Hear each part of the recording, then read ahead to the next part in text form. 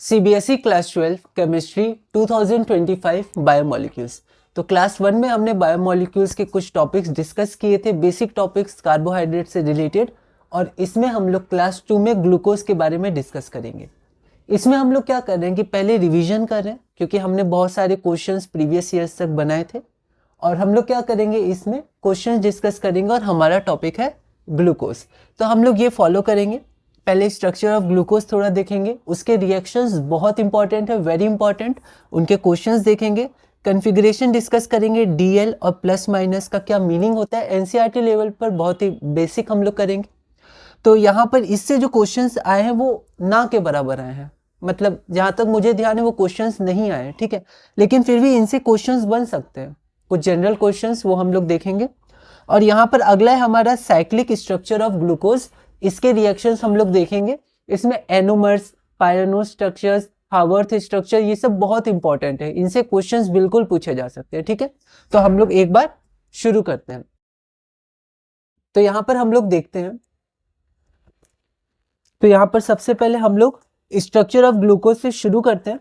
तो मैं बताता हूँ कि हम लोग ने क्या क्या डिस्कस किया है। यहाँ पर शॉर्ट में हम लोग इसको देखेंगे और फिर हम लोग आगे बढ़ेंगे। कोई रिएक्शंस हम लोग नहीं करेंगे, क्योंकि ऐसे बहुत सारे रिएक्शंस हमने पीवाईक्यूज में देखे हुए हैं। तो यहाँ पर हम लोग शुरू करते हैं। तो स्ट्रक्चर ऑफ ग्लूकोज, तो स्ट्रक्चर ऑफ ग्लूकोज में देखेंगे ग्लूकोज का स्ट्रक्चर कैसे पता लगाया गया। तो सबसे पहले तो उसका मॉलिक्यूलर फॉर्मूला पता किया गया, C6H12O6 होता है। उसके बाद जो पहला रिएक्शन किया गया वो हमारा किसके साथ था, HI के संग, हाइड्रोजन आयोडाइड। तो यहाँ से हमें एन हेक्सेन का फॉर्मेशन हुआ।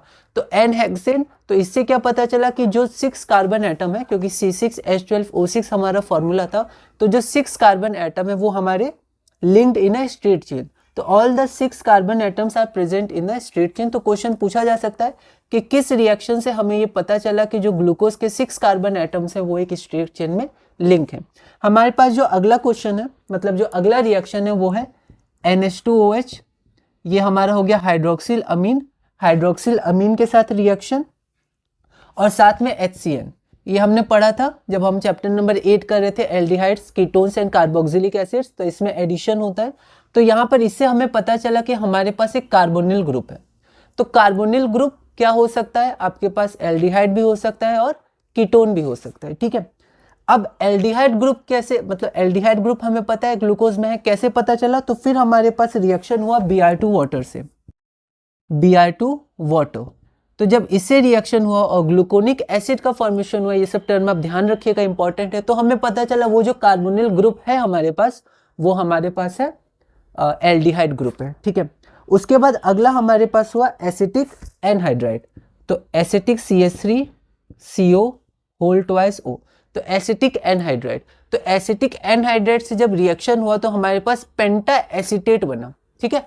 तो 5 OH पेंटा एसीटेट बना, तो 5 OH groups, hydroxyl groups confirm हुए, ठीक है। ये हमारे पास, क्योंकि ये क्वेश्चन पूछा गया है कि प्रेजेंस ऑफ 5 OH ग्रुप कैसे कंफर्म हुए, किसके रिएक्शन के साथ, या फिर इसके साथ रिएक्शन करेंगे तो क्या फॉर्मेशन होगा, ठीक है। तो लैंग्वेज बदल सकते हैं पर जनरली यही रिएक्शंस हैं। और उसके बाद हमारे पास है नाइट्रिक एसिड। तो उससे हमें सैकरिक एसिड का फॉर्मेशन हुआ। सैकरिक एसिड आपका डाई कार्बोक्सिलिक एसिड होता है। इससे क्या पता चला कि जो हमारे पास एक ग्रुप है, जो हमने देखा है लास्ट में CH2OH होता है 1 डिग्री, तो जो 1 डिग्री हाइड्रोक्सिल ग्रुप है वो conc HNO3 strong oxidising agent, तो 1 डिग्री कन्वर्ट हुआ COOH में। तो इससे पता चला कि वो जो हमारे पास हाइड्रोक्सिल ग्रुप है वो 1 डिग्री है। Presence of 1 degree hydroxyl group किस रिएक्शन से कंफर्म होता है या हमें पता चलता है, तो सैक्रिक एसिड का फॉर्मेशन किस रिएक्शन से, तो कॉन्क HNO3 से। ये क्वेश्चन पूछा गया है, ठीक है। तो ये कुछ रिएक्शन से हमने ये रिएक्शन देखे हैं, अलग अलग लैंग्वेज से में ये पूछे जा सकते हैं, ठीक है। तो ये हमारा हुआ। उसके बाद ग्लूकोज का स्ट्रक्चर बहुत इंपॉर्टेंट है, ठीक है। तो जो थर्ड पोजीशन है उसमें जो हमारा OH है वो लेफ्ट साइड रहता है, राइट साइड रहता है, उसको हम लोग इसमें और इसमें डिस्कस करेंगे। तो ये कुछ रिएक्शंस थे, तो हमने रिएक्शंस देख लिए, ठीक है। इसका मैंने एक चार्ट बनाया, आप भी चार्ट बना सकते हैं, बहुत ही बेसिक एनसीईआरटी को देखकर मैंने एक चार्ट बना दिया है। रिएक्शंस, प्रोडक्ट्स और इन्फरेंस। इन्फरेंस मतलब हम लोग क्या इससे पता लगाते हैं। उसके बाद प्रीवियस ईयर में कैसे क्वेश्चंस हैं हम लोग एक बार उसको देख लेते हैं। तो जैसे सैंपल क्वेश्चन पेपर 2025 CBSE में chemical reaction which suggest the presence of CHO, ये पूछा गया था। 2024 में बहुत सारे क्वेश्चन पूछे गए थे, जैसे रिएक्शन विद HI बताइए, कॉन्क HNO3 बताइए, Br2 वाटर बताइए, ठीक है। उसके बाद ग्लाइकोसाइडिक लिंकेज का डेफिनेशन वो हमने मोनोसेक्राइड में किया था, पिछली क्लास में हमने देखा था। और उसके बाद रिएक्शन विद एसिटिक एनहाइड्राइड्स, तो ये सारे रिएक्शंस बहुत इंपॉर्टेंट हैं। उसके बाद 2023 के सैंपल क्वेश्चन पेपर में पूछा गया था, account for the following 5 OH groups are present in glucose, कैसे पता चला? तो रिएक्शन विद एसिटिक एनहाइड्राइड। उसके बाद हमारे पास है रिएक्शन विद Br2 HNO3, 2023 में पूछा गया था। 2020 में पूछा गया था कि write the chemical reaction to show that open structure of D glucose contain a straight chain. Straight chain कैसे पता चला था? HI के रिएक्शन से। फिर 2019 में भी क्वेश्चन पूछा गया था Br2 वाटर के साथ। 2020 सैंपल क्वेश्चन पेपर में असर्शन रीजन टाइप क्वेश्चन था रिएक्शन से रिलेटेड। तो ऐसे करके 2019 मैंने 2015 तक ही लिया है, 15, 16, 19, 20, 24, 25 तक। तो उसके कुछ क्वेश्चंस हैं जो मैंने यहाँ पर लिखे हैं, वो हम लोग देखेंगे PDF में। और यहाँ पर अब कुछ और क्वेश्चंस है जो PYQs में नहीं है, उसको ही मैंने अलग अलग सोर्सेज से कलेक्ट किया है और यहाँ पर लिखा है। जैसे what happens when oxidation of gluconic acid takes place. तो यहाँ पर ग्लूकोनिक एसिड है, तो ग्लूकोनिक एसिड सैकरिक एसिड में कन्वर्ट होता है, ठीक है। उसके बाद है how will you distinguish between 1 degree and 2 degree hydroxyl group present in glucose. तो बस लैंग्वेज चेंज है, हमारा आंसर क्या हो जाएगा? तो ऑक्सीडेशन करेंगे। ऑक्सीडेशन में जो 1 डिग्री है वो कन्वर्ट हो जाएगा COOH में, लेकिन 2 डिग्री के जो OH ग्रुप्स हैं वो नहीं होंगे। हम लोग को मार्किंग स्कीम है तो हमें लैंग्वेज पर ध्यान देना है। उसके बाद अगला क्वेश्चन है what happens when D glucose is treated with the following reagent ammoniacal AgNO3।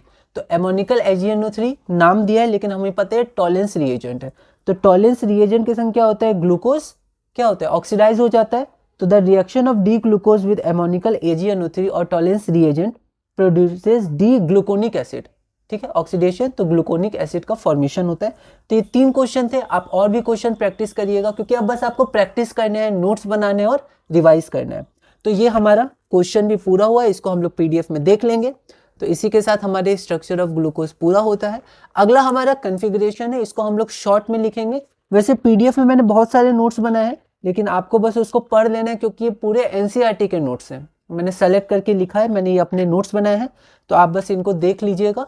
तो कॉन्फ़िगरेशन हम लोग अभी देखेंगे। तो सबसे पहले हम लोग क्या करते हैं, स्ट्रक्चर ऑफ ग्लूकोज से रिलेटेड कुछ शॉर्ट नोट्स हम लोग देख लेते हैं PDF में, और उसके बाद हम लोग कॉन्फ़िगरेशन से कंटिन्यू करेंगे।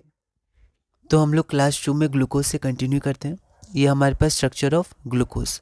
तो यहाँ पर मैंने वो कुछ रिएक्शंस लिख दिए NCERT के टेबल में। तो सबसे पहले मॉलिक्यूलर फार्मूला पता किया गया था C6H12O6। फिर यहाँ पर रिएक्शन है, प्रोडक्ट क्या हुआ? इन्फरेंस। तो इससे क्या हमें पता चला वो भी मैंने यहाँ पर लिख दिया है। सारे NCERT के नोट्स मैंने बनाए हैं, ये बहुत इंपॉर्टेंट है। और ये ग्लूकोज का हमारा स्ट्रक्चर है, इसमें हमें ध्यान रखना है जो C3 है वहाँ पर सिर्फ लेफ्ट में है और ये आपका राइट में है, ठीक है। तो अभी हमें बस ये जानना है। अगर आप ये कंटिन्यू करते हैं आगे तो आपको फिर डिटेल में समझना पड़ेगा, कन्वेंशंस इसमें पढ़ाए जाएंगे और कैसे ये स्ट्रक्चर आया वो आपको बताया जाएगा। पर अभी हमें डायरेक्ट ये याद रखना है। फिर किस ईयर में कौन सा क्वेश्चन आया, तो यहाँ पर मैंने वो लिख दिया है, ठीक है। शॉर्ट में लिख दिया। ये सब हमने डिस्कस किया है प्रीवियस ईयर्स में, ठीक है। तो ये सब कुछ क्वेश्चंस आए थे। तो मैंने ज़्यादा पीछे के नहीं, 2017, 18 यहाँ तक 2025 तक जो है वहीं तक लिया, बहुत पुराना नहीं लिया है।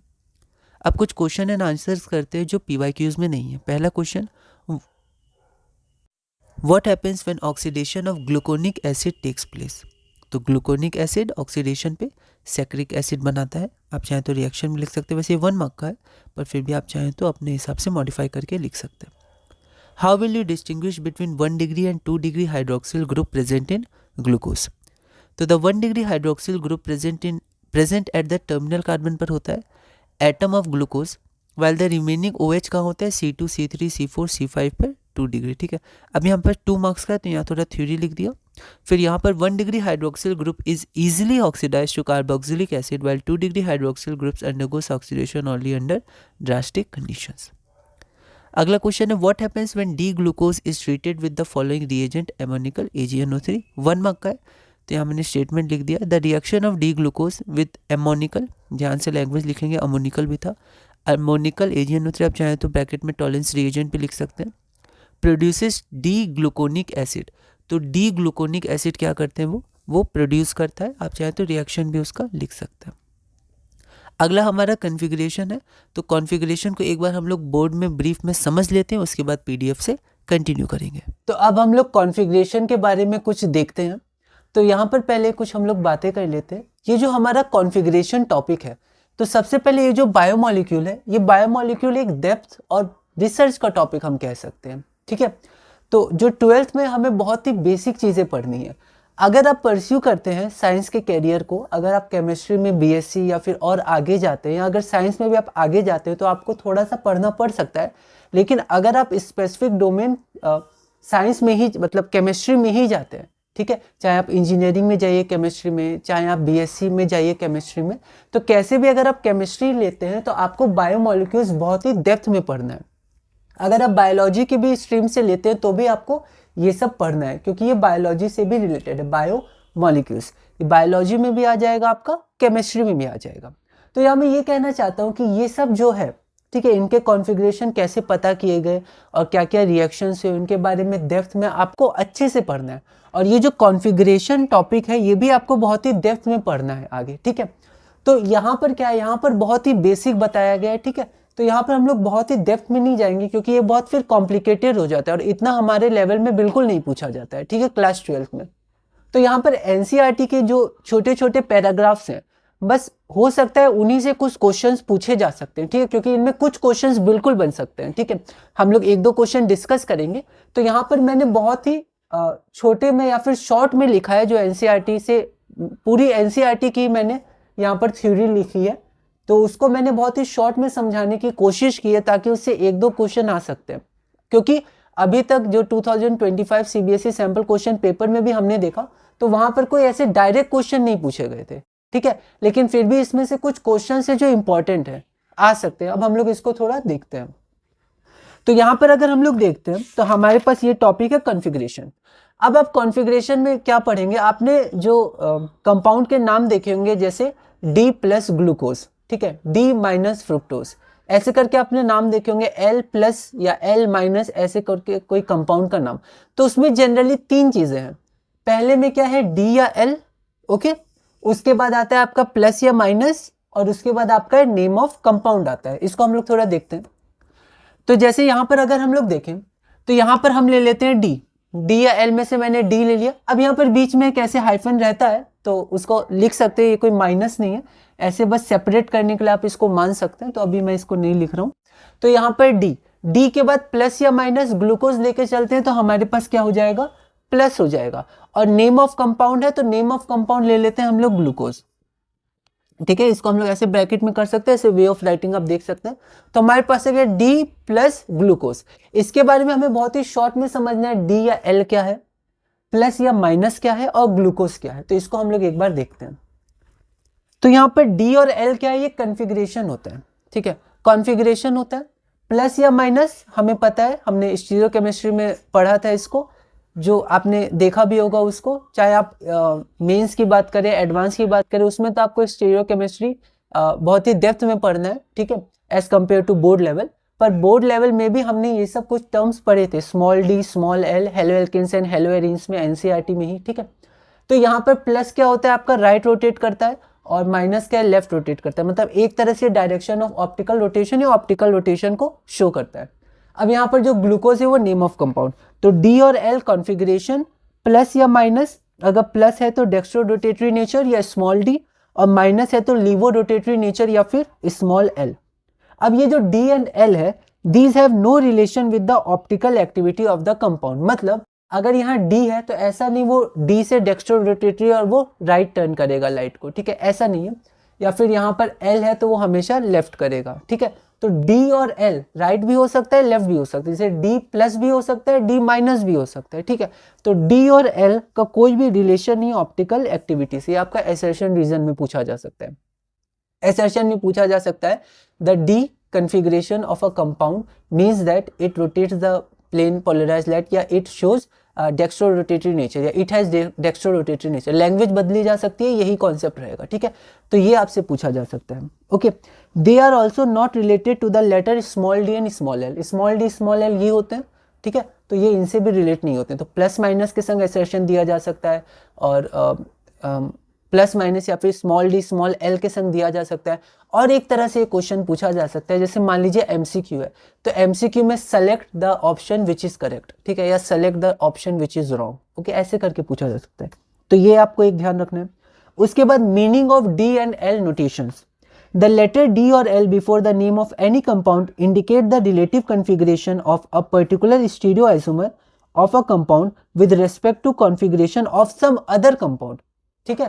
तो अगर ग्लूकोज का D और L है, तो इस कंपाउंड, ये जो कंपाउंड है, इस कंपाउंड में D और L क्या करता है, तो ये रिलेशन बताता है with respect to configuration of some other compound whose configuration is known। तो एक स्टैंडर्ड लिया गया ग्लिसरल्डिहाइड, तो ये ग्लिसरल्डिहाइड है, ठीक है। इसमें क्या बोला गया, इसमें बोला गया कि अगर OH राइट हैंड साइड रहेगा, ठीक है, उनके अपने रूल्स कन्वेंशंस होंगे, ठीक है, जो आप आगे पढ़िएगा अगर आप आगे जाइएगा इसमें, तो ठीक है। लेकिन अभी हम लोग को बस इतना ही जानना है कि अगर राइट में OH है, ग्लिसरल्डिहाइड मॉलिक्यूल में बोला गया कि अगर राइट में आपका OH रहेगा तो इसको हम लोग बोलेंगे डी कन्फिगरेशन। तो यहाँ पर अगर OH राइट में होगा तो हम लोग इसको डी बोलेंगे, डी ग्लिसरल्डिहाइड, और इसका जब पता किया गया ऑप्टिकल रोटेशन तो ये प्लस था, तो डी प्लस ग्लिसरल्डिहाइड, ठीक है। तो अगर राइट में रहेगा तो डी, ओके, अगर लेफ्ट में रहेगा तो एल। यहाँ मैंने सिर्फ राइट को शो किया। अब इसको हम लोग कैसे अप्लाई कर सकते हैं, ये हमारे पास ग्लूकोज का मॉलिक्यूल है, ओपन चेन स्ट्रक्चर, ठीक है। तो यहाँ पर बोला गया जो लास्ट असिमेट्रिक कार्बन है, ठीक है, लास्ट, और इसको लिखेंगे कैसे, तो जो मोस्ट ऑक्सीडाइज एटम होगा कार्बन एटम, उसको ऊपर लिखेंगे, तो ये हो गया CHO सबसे ऊपर, यहाँ भी सबसे ऊपर। फिर जो आपका लास्ट असिमेट्रिक कार्बन आएगा तो ये रहा, ठीक है। इस कार्बन में ये अलग, ये अलग, ये अलग और ये अलग, ठीक है। तो यहाँ पर ये हमारे पास लास्ट असिमेट्रिक कार्बन है। यहाँ से हम लोग देखें तो इसका कन्फिगरेशन या फिर इसका जो यहाँ पर OH और H का पोजीशन है उसको कंपेयर किया जाता है, जो हमारे पास स्टैंडर्ड है। हमारे पास स्टैंडर्ड है ग्लिसरल्डिहाइड, तो ग्लिसरल्डिहाइड इस कार्बन को हम लोग, क्योंकि इसमें एक ही कार्बन है यहाँ पर, मतलब ऐसे तो इसमें 3 कार्बन है, पर यहाँ इसको कंपेयर किया जा रहा है, ठीक है। तो यहाँ पर इसको मैं ऐसे शो कर देता हूँ, ये कायरल कार्बन यहाँ हो गया, ठीक है, ये कायरल कार्बन यहाँ हो गया। तो लास्ट असिमेट्रिक कार्बन को कंपेयर किया जाता है, जिसको हम लोग ने स्टैंडर्ड माना। तो हमने स्टैंडर्ड इसको माना था, तो इसको हमने माना था अगर राइट में रहेगा तो हमारा डी होगा। कंपेयर कीजिए, ये भी राइट में है, अगर ये लेफ्ट में रहता तो ये एल हो जाता, मतलब अगर ये लेफ्ट में रहता तो ये एल हो जाता, क्योंकि इसको तो पहले मान चुके हैं, ये लेफ्ट में होगा तो एल होगा, ठीक है। तो जो कंपाउंड इस डी फॉर्म से रिलेट कर पाए वो कंपाउंड डी होंगे, और जो कंपाउंड अगर यहाँ होगा तो एल ग्लिसरल्डिहाइड से रिलेट करे, ठीक है, तो वो एल हो जाएंगे। अगर हम लोग इसको देखें तो ये किससे राइट में है, तो ये डी कंपाउंड से रिलेट कर रहा है, ठीक है, तो इसका नाम हो जाएगा डी, ठीक है। और फिर देखा गया तो ये क्या प्लस शो करता था, और यहाँ पर ग्लूकोज, ठीक है। तो अब जरूरी नहीं है कि यहाँ डी ये प्लस, तो डी मतलब प्लस हो गया, ऐसा नहीं। इसका नाम डी है, क्यों, क्योंकि ये OH राइट में है, ठीक है, और देखा गया तो ये प्लस शो किया होगा, ओके। यहाँ पर डी क्यों है, क्योंकि ये इससे रिलेट कर रहा है, और जब इसको देखा गया तो ये प्लस शो कर रहा होगा, ठीक है। लेकिन ऐसा भी हो सकता है कोई कंपाउंड डी हो और माइनस शो कर रहा होगा जब उसके संग एक्सपेरिमेंट किया गया होगा, ठीक है। तो हमारे पास डी प्लस माइनस या स्मॉल डी स्मॉल एल से रिलेट नहीं होता। तो यहाँ से एक क्वेश्चन हमारा बन सकता है कि which compound is taken as a reference for assigning D और L configuration to a particular compound. तो किसको रेफरेंस हम लोग लेते हैं, तो ग्लिसरल्डिहाइड को, या एसेशन रीजन में स्टेटमेंट दिया जा सकता है कि glyceraldehyde is taken as a reference for assigning D और एल कन्फिगरेशन, तो वो सही हो जाएगा, ठीक है। तो ये हुआ हमारे पास। फिर मैंने जो थ्योरी लिखी है उसको मैंने अपने नोट्स में कुछ लाइन में भी लिख दिया है, ठीक है, एज NCERT का डायरेक्ट लाइन, तो उसको बस आप देख लीजिएगा, ठीक है। आप अपने नोट्स से, आपके नोट्स हैं तो आप अपने हिसाब से मॉडिफाई कीजिए जैसे आपको सही लगे। क्या लिखना है क्या नहीं लिखना है वो आप पे डिपेंड करता है, ठीक है। पर जब आप मेहनत से नोट्स बनाइएगा तो उनको आप रिवाइज और रीड जरूर कीजिएगा, ठीक है, और आगे कनेक्ट करिएगा। हो सकता है पहली बार में ज्यादा कुछ समझ में ना आए, कोई दिक्कत नहीं है, पर आप रिवाइज करते रहिएगा, क्योंकि आगे चल के कभी अगर कनेक्ट हुआ तो आप समझ पाएंगे यहाँ ऐसा था, यहाँ ऐसा हुआ, तो बाद में आपको रीजन समझ में आ सकता है, और आएगा बिल्कुल, आप बस रिवाइज करिएगा, ठीक है। तो ये शॉर्ट में कुछ हमारे पास कॉन्फ़िगरेशन हुआ। उसके बाद अब मैंने कुछ क्वेश्चंस लिखे। PYQs में कोई डायरेक्ट क्वेश्चन नहीं पूछा गया था कॉन्फ़िगरेशन से, ठीक है। तो कुछ क्वेश्चन है, जैसे एसर्शन लिखा गया है D+ glucose is dextro rotatory nature और रीजन है D represent its dextrorotatory nature.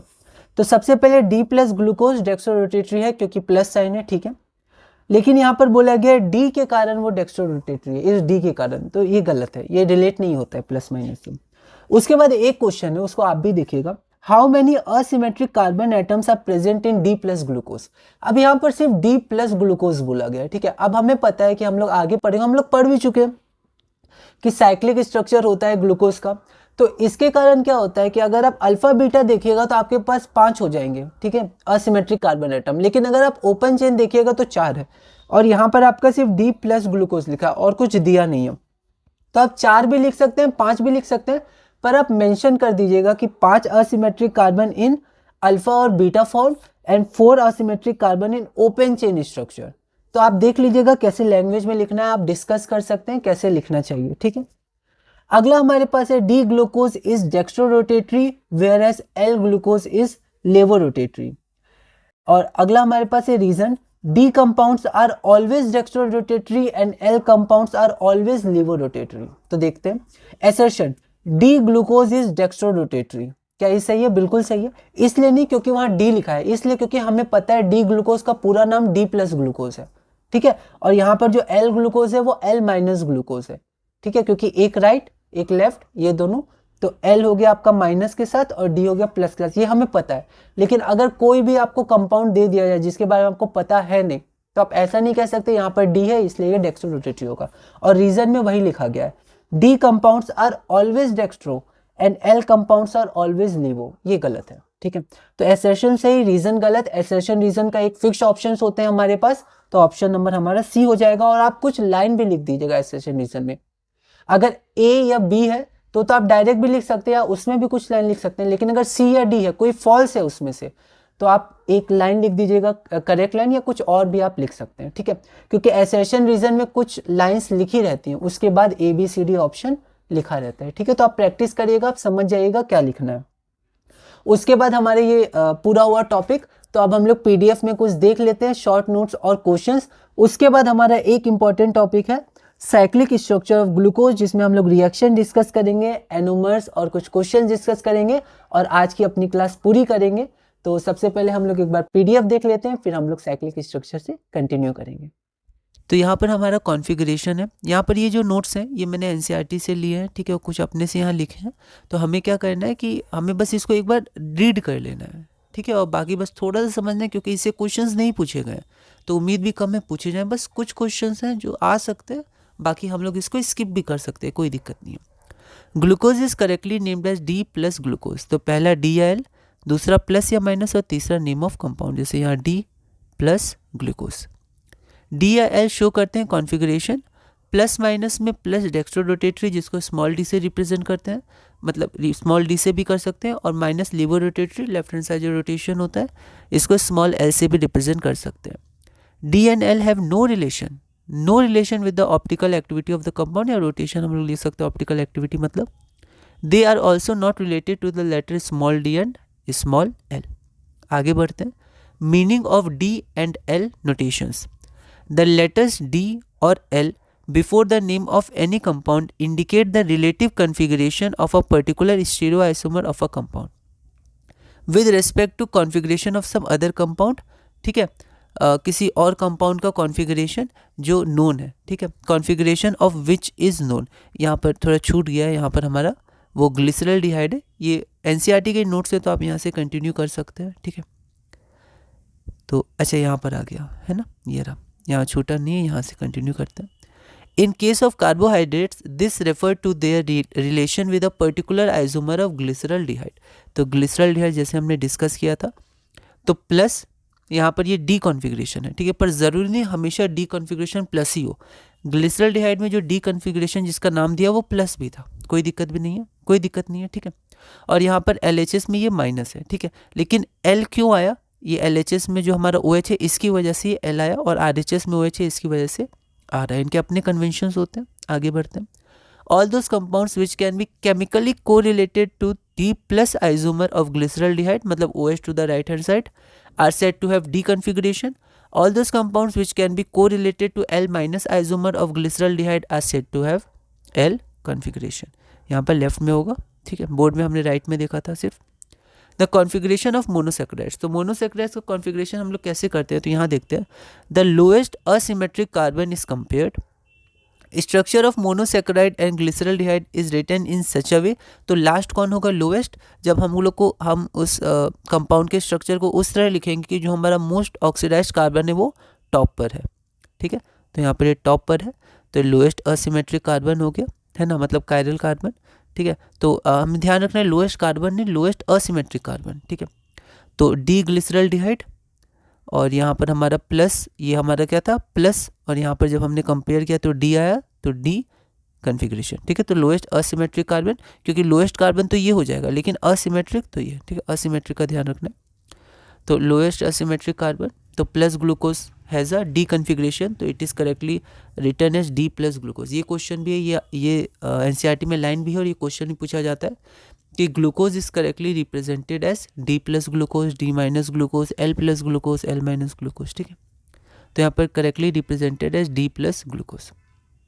PYQ से कोई हमारे डायरेक्ट क्वेश्चंस नहीं थे इसमें, तो कुछ क्वेश्चंस हम लोग देख लेते हैं, एसर्शन, है ना, अदर देन पीवाईक्यूज, क्योंकि इसमें कोई था ही नहीं। तो D plus glucose is dextro rotatory nature, ये सही है, लेकिन डी रिप्रेजेंट डेक्स्ट्रो रोटेटरी, ये गलत है, यहाँ प्लस रिप्रेजेंट्स, ठीक है। तो D represent the relative configuration of glucose with respect to glyceraldehyde, तो सी हो जाएगा, assertion A is true but reason R is false. अगला क्वेश्चन है हमारे पास, how many asymmetric carbon atoms are present in, यहाँ सिर्फ डी प्लस ग्लूकोज लिखा गया, तो यहाँ मैंने 4 लिखा है, तो D plus glucose contains 4 asymmetric carbon, यहाँ ओपन चेन स्ट्रक्चर भी मैंने दे दिया, और यहाँ अल्फा डी ग्लूकोज भी अगर आप चाहें तो लिख सकते हैं, पर उसमें 5 होगा, तो अगर आप 5 लिखते हैं तो आप अल्फा डी ग्लूकोज या फिर डी प्लस ग्लूकोज हम लिख सकते हैं इन रिंग स्ट्रक्चर, है ना, तो रिंग स्ट्रक्चर आप लिख सकते हैं, ओपन चेन फिर नहीं होगा। इसके बाद हम लोग आगे बढ़ते हैं। अगला क्वेश्चन हमारे पास है, D glucose is dextro rotatory whereas L glucose is levo rotatory, ये सही है, लेकिन D compounds are always dextro and L compounds are always levo, ये गलत हो जाएगा, रीजन गलत, एसर्शन सही, फिक्स्ड ऑप्शंस होते हैं, तो सी हो जाएगा। इसमें हम लोग कुछ लाइन भी लिख सकते हैं, चाहे फिजिक्स, केमिस्ट्री, मैथ, अगर बायो ऐसे करके एसर्शन रीजन हो तो उसमें हम लोग क्या करें, कुछ लाइन भी लिख देंगे।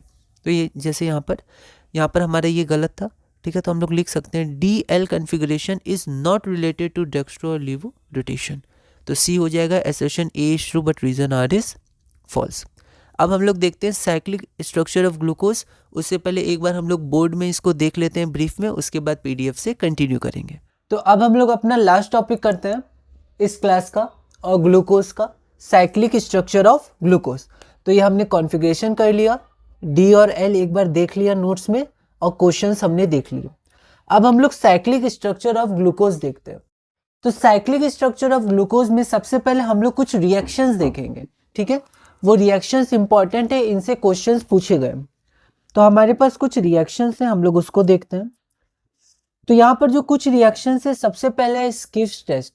तो जो ग्लूकोज है वो स्किफ्स टेस्ट नहीं देता है, जबकि उसको देना चाहिए क्योंकि उसके पास CH ग्रुप है, ठीक है, तो वो स्किफ्स टेस्ट नहीं देता है। इसका मतलब ये हुआ कि वो जो CH ग्रुप है वो बॉन्डेड नहीं है, मतलब वो बॉन्डेड है, मतलब फ्री नहीं है। सेकेंड, NaHSO3 सोडियम बाइसल्फाइड या सोडियम हाइड्रोजन सल्फाइड, ये एडिशन प्रोडक्ट भी फॉर्म नहीं करता है CHO के संग, जबकि उसको करना चाहिए क्योंकि CHO एडिशन प्रोडक्ट फॉर्म करते हैं, ठीक है, तो ये फॉर्म नहीं करता है, मतलब CHO ग्रुप हमारा फ्री नहीं है। फिर अगला, penta acetate of glucose does not react with hydroxylamine, ठीक है। तो इन सब रिएक्शन से ये पता चला, या फिर ये प्रपोज किया गया, ये बताया गया कि जो हमारा ग्लूकोज है, उस ग्लूकोज में CHO का जो आपका बॉन्ड है, मतलब CHO, वो फ्री नहीं है, वो बॉन्डेड है, ठीक है। तो उसके बाद साइक्लिक हेमी एसिटल स्ट्रक्चर हमें पढ़ना है, जिसमें ये C5। तो एक क्वेश्चन भी आया था कि जब साइक्लिक स्ट्रक्चर बनता है तो फिर कौन सा हाइड्रोजन, मतलब सॉरी, कौन से कार्बन का हाइड्रोक्सिल ग्रुप अटैक करता है, तो यहाँ पर C5, 1 2 3 4 5, C5 का जो ऑक्सीजन होता है वो यहाँ से अटैक करता है और यहाँ से आपका बॉन्ड बनता है। ये क्वेश्चन 2024 में शायद पूछा गया था, एक बार हम लोग देख लेते हैं। तो हाँ, 2024 में पूछा गया था कि in the formation of hemi acetal in glucose which hydroxyl group, मतलब कार्बन एटम हमें बताना था, ऑप्शन थे, तो उसमें आंसर C5 हो जाएगा। तो यहाँ पर कुछ रिएक्शंस हैं, ये एनसीईआरटी में दिए गए हैं, बस आपको उनको ध्यान रखना है, उनसे क्वेश्चन जरूर पूछे जा सकते हैं। अलग अलग तरह के क्वेश्चन पूछे गए, जैसे what are the reaction that suggest the cyclic structure of glucose. ठीक है, अब इसके बाद हम लोग आगे बढ़ते हैं। तो इसमें हमारे पास अल्फा और बीटा है। ठीक है, तो आप क्या करना है, ये जो स्ट्रक्चर्स हैं इनमें आपको समय देना होगा। आप आराम से इसको समय दीजिए, कॉपी, बुक और अपने रिसोर्सेज जिनसे आप पढ़ते हैं वो लेके आप बैठ सकते हैं, पर एक कॉपी और एक पेंसिल या फिर पेन। ठीक है, और जब आपने सब पढ़ लिया तो फिर खुद से बस आप एक बार रफ में देखिए क्या स्ट्रक्चर है। ठीक है, सेल्फ स्टडी करिए और इसमें कुछ कुछ पॉइंट्स है उसको आप ध्यान रखिए, जैसे 1 2 3 में जो आपका OH होता है वो हमेशा लेफ्ट में होता है, चाहे अल्फा फॉर्म हो चाहे बीटा फॉर्म हो, वो हमेशा लेफ्ट में होता है। ठीक है, अगला क्या है कि जब यहाँ पर हमारा अल्फा फॉर्म बनता है तो जो OH होता है C1 पर वो राइट हैंड साइड होता है। ठीक है, और जो हमारे पास बीटा बनता है उसमें OH लेफ्ट साइड होता है, लेकिन ये C3 है वो हमेशा आपका लेफ्ट में ही रहेगा। ये सब कुछ कुछ बातें जब आप खुद से ड्रॉ करिएगा तो आपको समझ में आएगा। ठीक है, आपको अच्छा लगेगा, आपको लगेगा कि आप धीरे धीरे समझ रहे हैं, क्योंकि बहुत ही बेसिक कुछ कुछ बातें हमें बस जाननी है। ठीक है, एक क्वेश्चन आया था कि जो एनोमर्स होते हैं वो एनोमर्स कौन से कार्बन के कॉन्फ़िगरेशन पे डिफर करते हैं, C1 C2 C3 C4। तो C1 पे लेफ्ट है और C1 पे राइट है, लेफ्ट तो बीटा, राइट तो अल्फा। ठीक है, तो ये हमारा हो गया। उसके बाद हमारे एक स्ट्रक्चर आता है जिसको हम लोग बोलते हैं पायरनो स्ट्रक्चर। पायरन कंपाउंड दिया हुआ है, उसके एनालॉजी में एनालॉजिकल आपका पायरनोस स्ट्रक्चर होता है। इसको एक बार हम लोग देख लेते हैं। तो ये हमारा पायरनोस स्ट्रक्चर है। ठीक है, 6 मेंबर। तो यहाँ पर अगर हम लोग देखें तो यहाँ पर देखिए जो आपका OH ग्रुप होता है अल्फा में वो डाउन होता है। ठीक है, और यहाँ पर होता है वो राइट होता है, तो राइट और डाउन, इसको आप ध्यान रखिएगा। उसी तरह आपका अगर ये स्ट्रक्चर है, ऐसा स्ट्रक्चर आपको दिया गया है बीटा में, तो ये लेफ्ट होता है। ठीक है, लेफ्ट, और इसमें अप होता है, लेफ्ट अप। ठीक है, तो आपको ये कुछ कुछ बातें ध्यान रखनी है। और यहाँ पर फिर से जो 3 पोजीशन पे OH है वो हमेशा अप ही रहेगा, क्योंकि आप देख सकते हो वो हमेशा लेफ्ट ही है। ठीक है, यहाँ पर लेफ्ट, तो लेफ्ट हमेशा अप रहेगा। ठीक है, फिर यहाँ पर H राइट है तो 3 में H होगा। ठीक है, तो आप खुद से बनाइएगा तो आपको ये अच्छे से समझ में आएगा, बस कुछ कुछ बातें हमें जाननी है। उसके बाद हमारा आता है हावर्थ स्ट्रक्चर, एक होता है, इसी को हावर्थ स्ट्रक्चर भी कहते हैं। ठीक है, उसके बाद हमारे पास क्या है, एनोमर्स। एनोमर्स क्या होते हैं कि ये दोनों अल्फा और बीटा जो सिर्फ C1 पर डिफर करते हैं, C1 कार्बन एटम पर उनका कॉन्फ़िगरेशन डिफरेंट होता है। एक क्वेश्चन भी जैसे PYQs में नहीं आया था, पर एक क्वेश्चन है क्या एनोमर्स को हम लोग इनैंशियोमर्स कह सकते हैं, तो इनैंशियोमर्स नहीं कह सकते, ऐसा क्यों? तो यहाँ पर ये दोनों एनोमर्स है हमारे। ठीक है, तो ये इस पे सुपर इम्पोज कर जाएगा, बस C1 पे डिफरेंट है। ठीक है, जिसके कारण नहीं हो पा रहा है, सिर्फ C1 पे कॉन्फ़िगरेशन डिफरेंट है, वरना ये बिल्कुल एग्जैक्टली सेम है। लेकिन इनैंशियोमर्स क्या होते हैं, वो non super imposable mirror image होते हैं। ठीक है, तो ये आपका बस इस पे डिफरेंट है, वरना ये एग्जैक्टली सेम है।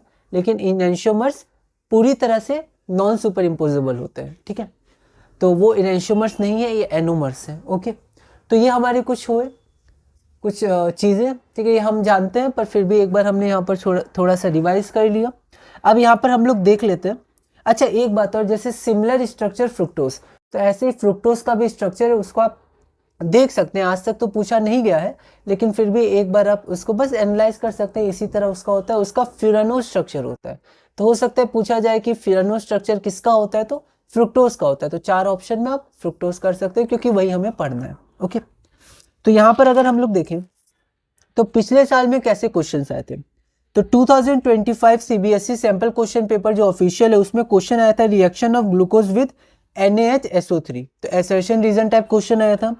2024 में क्वेश्चन आया था formation of hemi acetal in glucose, तो ग्लूकोज में हेमी एसिटल का फॉर्मेशन, तो जैसे हमने देखा था कौन से कार्बन के कारण होता है, तो C5 में जो OH होता है उस OH के कारण हेमी एसिटल का फॉर्मेशन होता है।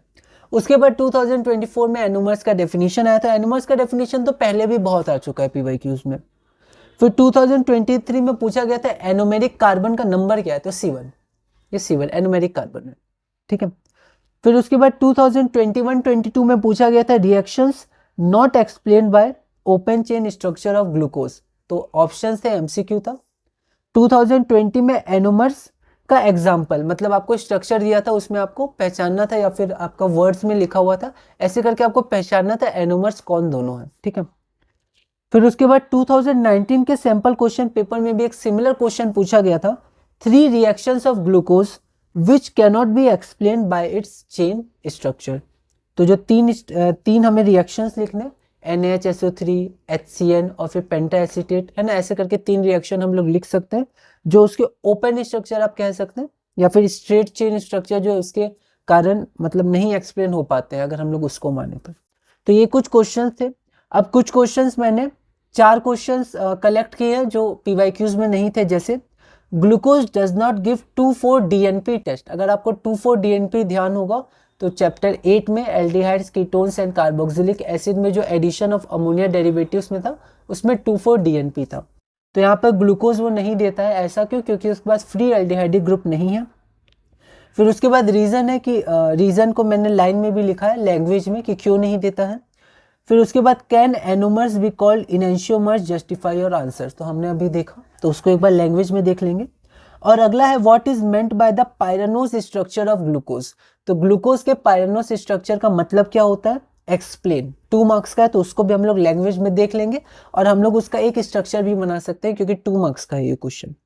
तो इसी के साथ हमारा ये क्लास नंबर 2 पूरा होता है। तो हमने ग्लूकोज में साइक्लिक स्ट्रक्चर भी देख लिया, रिएक्शंस भी देख लिया, एनोमर्स देखा, पायरानोस, क्वेश्चंस ये हम पहले ही देख चुके हैं, बस हम लोग एक बार इसको स्टडी कर लेंगे किस तरह के क्वेश्चंस हैं। आप सैंपल पेपर्स बनाइएगा, अलग अलग क्वेश्चन ट्राई करिएगा और नोट्स को मॉडिफाई करिएगा और आप रिवीजन पे अब ज़्यादा ध्यान दीजिएगा, एग्जाम नज़दीक है, ठीक है, और आपको बहुत सारे सब्जेक्ट्स भी पढ़ने हैं, चैप्टर्स पढ़ने हैं हर सब्जेक्ट में, तो अब आपको रिविजन पे बहुत ध्यान देना है, ठीक है।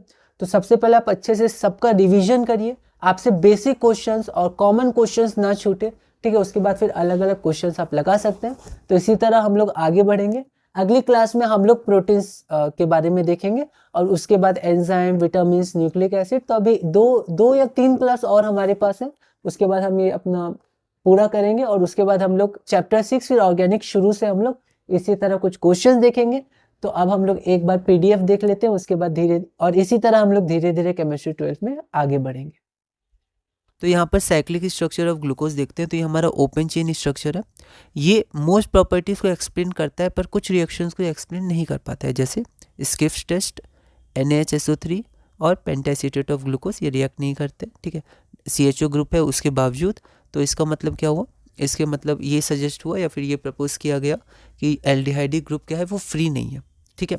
तो it was propose that one of the OH group, ये क्वेश्चन 2024 में पूछा गया था कि किस कार्बन का OH ग्रुप, तो C5 का। वन OH ग्रुप में add to CHO and form cyclic hemi acetal structure. तो हमारा जो एल्डिहाइड है वो बॉन्ड हो जाएगा, फ्री नहीं रहेगा। तो glucose forms a 6 membered ring in which OH at C5 is involve in ring formation. तो एल्डिहाइड हमारा फिर बॉन्ड हो जाएगा, मतलब फिर वो OH और हेमी एसिटल में कन्वर्ट हो जाएगा, साइक्लिक हेमी एसिटल स्ट्रक्चर, ठीक है। तो यहाँ पर मैंने खुद से इसको स्टेप बाय स्टेप यहाँ पर एक बार लिख दिया, ये इस पर अटैक किया तो यहाँ माइनस चार्ज आया, ये प्लस चार्ज, तो ये इधर जाके हम मान सकते हैं ये इधर चला गया, ठीक है। तो H+ यहाँ लूज़ हुआ, ये H+ को गेन किया। तो यहाँ पर जब ऐसा बन गया OH, अब ये OH रिप्रेजेंट होगा तो ये राइट में भी हो सकता है और लेफ्ट में भी हो सकता है। अगर राइट में हो गया तो हमारा अल्फ़ा हो जाएगा, लेफ्ट में तो बीटा हो जाएगा, ठीक है। तो यहाँ हम लोग ध्यान रखेंगे। दूसरा बात ये कि कई बार क्या होता है कि हम लोग ये स्ट्रक्चर बनाते हैं, अगर प्रैक्टिस होती है तो हमें इस स्ट्रक्चर की प्रैक्टिस होती है, पर जब हम लोग अल्फ़ा बीटा बनाते हैं तो यहाँ O, ये H यहाँ से क्या होता है, ये O यहाँ कनेक्ट होता है। तो जल्दबाजी में हम लोग क्या कर सकते हैं, इसको फिर से OH बना सकते हैं और इसको भी OH लिख सकते हैं, पर जब ये OH हो जाएगा C का तो यहाँ पर सिर्फ O कनेक्ट होगा।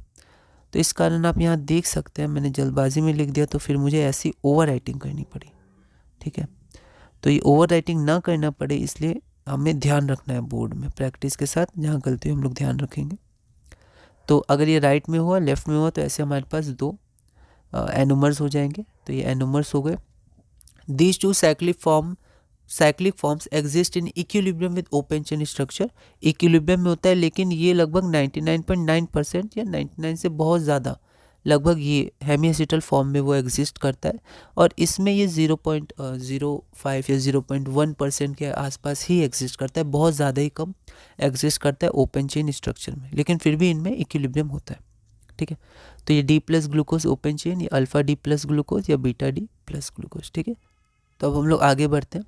The two cyclic hemiacetal forms of glucose differ only in the configuration of the hydroxyl group at C1। ये हमारा C1 है, यहाँ पर हम लोग देख सकते हैं, इस पे ये लेफ्ट है और ये राइट है। At C1 called the anomeric carbon, तो C1 को एनोमेरिक कार्बन कहा जाता है। शायद 2023 में क्वेश्चन आया था कि एनोमेरिक कार्बन क्या होता है, तो C1 होता है। The aldehyde carbon before cyclization, तो साइक्लाइजेशन अभी नहीं हुआ, तो ये C1 कार्बन के पहले। Such isomer that is alpha form and beta form are called anomers, ठीक है। तो यहाँ पर ये पायरेनोस स्ट्रक्चर, ये पायरन है, इसके एनालॉजिकल मतलब एनालॉजी से पायरेनोस स्ट्रक्चर, इसको हावर्थ स्ट्रक्चर भी कहते हैं। ये अल्फा डी ग्लूकोपायरेनोस, ये बीटा डी ग्लूकोपायरेनोस। इसको थोड़ा आप खुद बनाइएगा, थोड़ा सेल्फ स्टडी करिएगा अच्छे से, खुद से अगर आप बनाइएगा तो आपको समझ में आएगा ये, है ना। अब सिमिलर स्ट्रक्चर आपका फ्यूरानोस का भी होता है, अल्फा बीटा फ्रुक्टोज, है ना, ऐसे करके ओपन चेन, फिर इक्विलिब्रियम, फिर फ्यूरानोस स्ट्रक्चर। एनसीईआरटी में चाहे तो एक बार उसको देख सकते हैं, वैसे कभी क्वेश्चन उसका आया है नहीं। आगे बढ़ते हैं। अब ये कुछ क्वेश्चंस हैं जो क्वेश्चंस ये पूछे गए थे, तो जैसे यहाँ पर ये सब पूछा गया था, ठीक है। 2023 में एनोमेरिक कार्बन पूछा गया था। 2023 में अल्फा डी ग्लूकोज के स्ट्रक्चर के बारे में एमसीक्यू पूछा गया था, एनोमर का डेफिनेशन, फिर ये फॉर्मेशन, है ना। तो हेमिएसिटल किस OH का, तो OH C5 के OH से हेमिएसिटल का फॉर्मेशन होता है, हेमिएसिटल।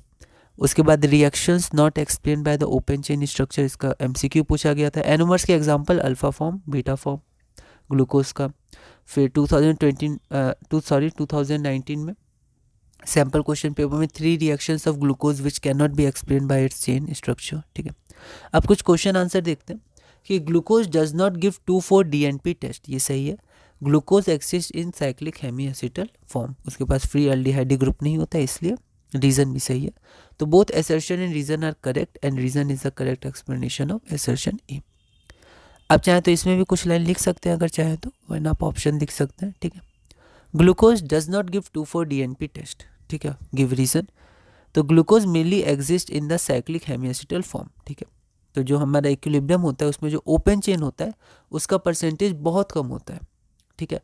तो मतलब 0.1% या 1% के आसपास होता है, मतलब 90 जो हेमिएसिटल फॉर्म होता है उसका 99% से भी ज़्यादा परसेंटेज होता है इक्विलिब्रियम में, और जो ये ओपन चेन होता है उसका बहुत ही कम होता है, ठीक है, 0 पॉइंट कुछ के आसपास होता है। तो इसीलिए जो मेनली ग्लूकोज एग्जिस्ट करता है वो साइक्लिक हेमिएसिटल फॉर्म में एग्जिस्ट करता है, in which the aldehydic group is not free, hence glucose does not give 2,4 DNP test. अगला देखते हैं, can anomers be called enantiomers, justify your answer, ठीक है। तो एनोमर्स को इनएंशियोमर्स हम लोग नहीं कह सकते, हम लोग ने देखा था। No anomers can not be called enantiomers because anomers are superimposable to each other except at C1, वो पूरी तरह सुपर इम्पोजिबल हैं, मतलब सुपर इम्पोजिबल है, बस C1 पर नहीं है। जबकि इनएंशियोमर्स क्या होते हैं, ये कंप्लीटली नॉन सुपर इम्पोजिबल होते हैं टू ईच अदर। ओके, आप लैंग्वेज को मॉडिफाई कर सकते हैं। अगला क्वेश्चन है, what is meant by pyranose structure of glucose, explain. तो the 6 membered cyclic structure of glucose is called pyranose structure, alpha या बीटा, है ना, अभी देखा था alpha glucopyranose, beta D glucopyranose, pyranose. In analogy, किसके एनालॉजी में, हेट्रोसाइक्लिक कंपाउंड पायरेन, ठीक है। तो ये लैंग्वेज है, आप इसको देख सकते हैं, मॉडिफाई कर सकते हैं। यहाँ पर ये देखिए 2 मार्क्स का था, 2 मार्क्स का था, तो यहाँ मैंने स्ट्रक्चर भी बना दिया, ठीक है। तो ये हमारा पूरा हुआ। अब अगली क्लास नंबर 3 में हम लोग प्रोटीन्स के बारे में कुछ करेंगे, बहुत इंपॉर्टेंट टॉपिक है प्रोटीन्स, ठीक है। तो इसी के साथ हमने क्लास नंबर 2 पूरा किया। अगली क्लास में हम लोग क्लास नंबर 3 करेंगे और धीरे धीरे बायोमॉलिक्यूल्स में आगे बढ़ेंगे।